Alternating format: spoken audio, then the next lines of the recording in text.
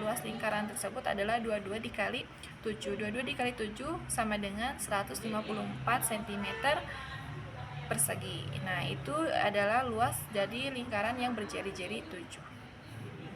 Selanjutnya, soal yang kedua, di sini ada lingkaran dengan jarinya itu 10. Nah, kalau misalkan jari-jarinya itu 10, berarti itu bukan merupakan kelipatan 7, sehingga pi-nya itu menggunakan 3,14.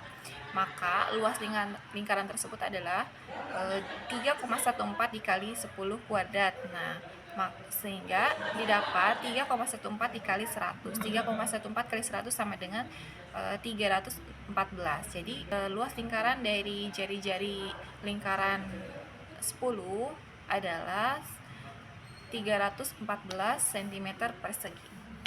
Kemudian yang ketiga di sini ada keliling lingkaran.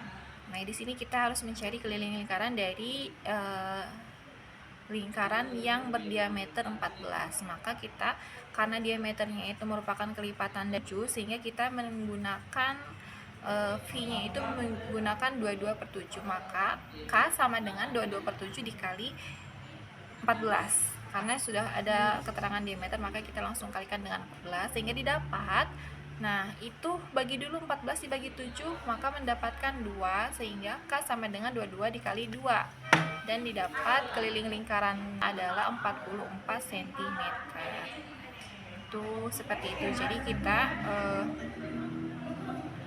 harus lihat dulu jari-jari dan diameternya itu. Kalau misalkan merupakan kelipatan dari 7, maka V-nya itu kita menggunakan 22/7. Tapi kalau misalkan jari-jari atau diameternya bukan merupakan kelipatan 7, maka kita harus menggunakan V-nya itu 3,14. Jadi itu materi seputar dari luas dan keliling lingkaran.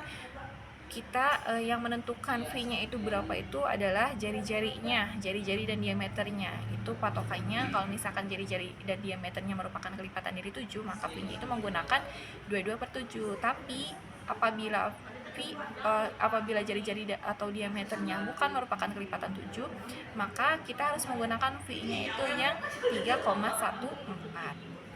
Mungkin sekian materi yang bisa saya sampaikan tentang mencari luas dan keliling pada lingkaran.